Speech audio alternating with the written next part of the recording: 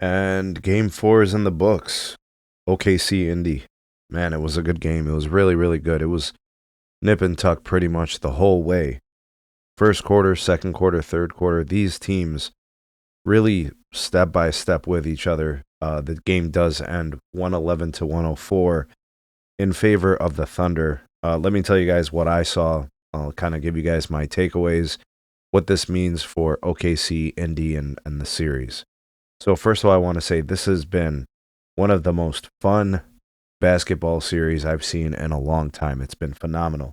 The level of competition, the intensity, the defense, the ball movement, the scoring, the plays from the star players, the play from the supporting cast from these teams, the coaching moves. It's been amazing. I don't really care about like ratings. I don't give a shit about stuff like that. Let the NBA deal with that. Let the media deal with that. That's their bullshit, right? We just watch and enjoy the game. So I got to give it up to these teams. I want to thank them for an amazing show. It's been amazing. Series now tied 2-2. How did this all play out? So first of all, I want to say high performers from this game. J-Dub was amazing offensively. Now, he did have turnovers. It's something we got to mention, but I do want to say he absolutely did a phenomenal job carrying the offensive load when SGA was either out of the game or primarily they went with J-Dub very early to kind of preserve SGA. And because the Thunder won, I would say that this technique or strategy worked.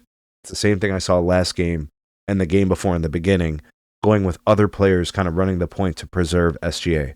They did it even more so now. They did it as long as they could, actually. So I wanted to mention that. SGA in the fourth quarter was amazing. There's a reason why this guy is your league MVP.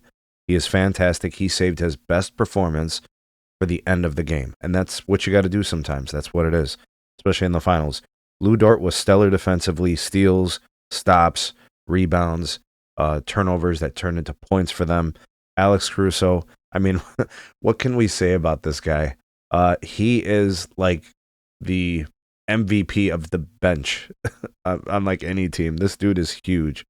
Scoring points, rebounds, steals, blocks, the fighting spirit, the timeliness of his buckets when the team needed him. He always came through. For Indy, I think he got big games out of Obi Toppin. He had a huge night. Neesmith was really good on the offensive glass, but he was kind of reckless defensively.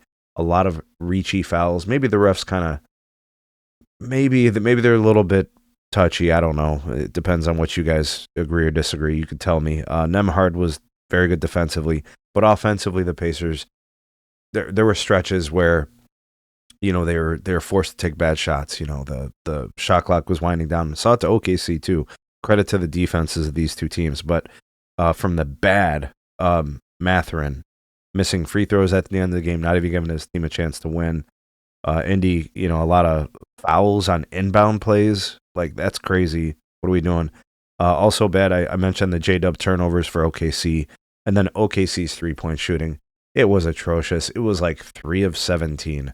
They shot 17%. They were excellent from the free throw line. That obviously helps.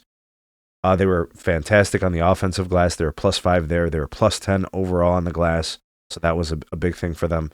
The Thunder only had 16 turnovers. Same for the Pacers, right? That's been a bugaboo for the Thunder. A lot of turnovers.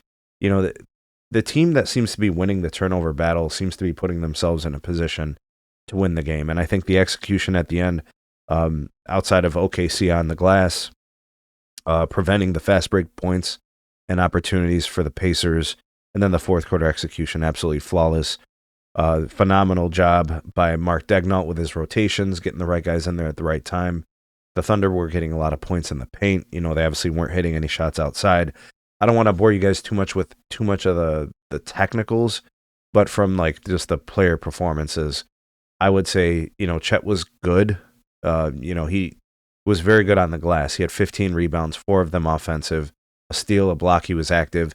His ankles may be a bit of a problem. I'm going to talk about that in a later video. J-Dub was phenomenal. He was fantastic, 27 points. Obviously, defensively, he's pretty good, but the 4 turnovers, you can't do that at this level. You just can't do it. You got to reduce those.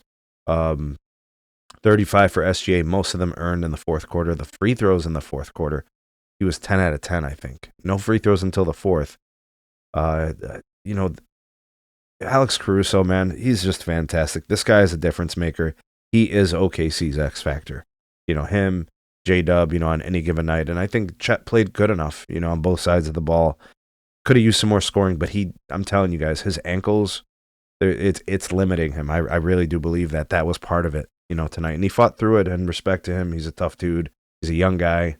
He's going to have to obviously get treatment and get that thing strong and sturdy. And I know J-Dub took a spill at the end of the game, so they'll probably be working on that. But from the Pacers, just not much, right? Siakam 20, not very efficient.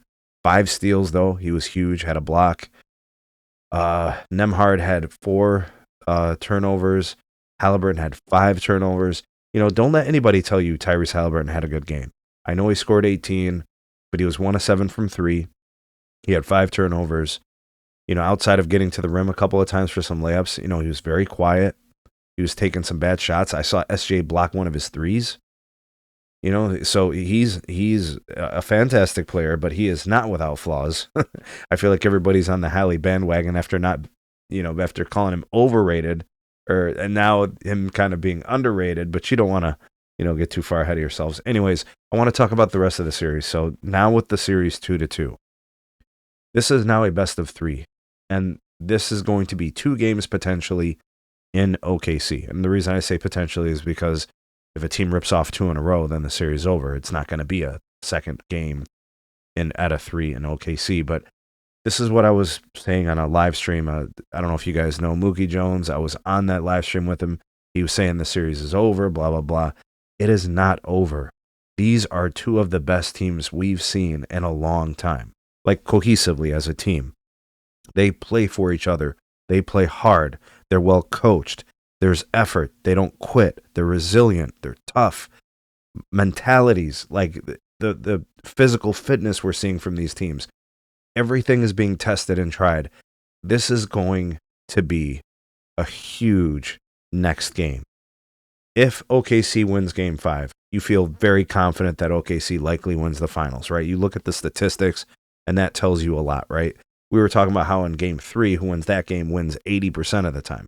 Well, that's 80-20. But for the team that wins Game 5 in a tied series, that number goes up to like 99% or whatever. I don't know, whatever the number is. It's 90-something percent. I'll have to go back and look at the metric, but this one is going to be huge. If the Pacers win Game 5, you really like their chances to close it out in Game 6 because they know they don't want to go back to OKC for a Game 7. This is huge. Amazing game, amazing basketball. It's been an amazing finals. I'm going to be so sad when the finals are over. But it was amazing. What did you guys see? What was the difference maker? What was something you took away from this game? And what do you got? Who's winning Game 5? Let me know. Drop me some comments. Like, share, subscribe. Check out some more videos. We'll see you guys soon on the next one.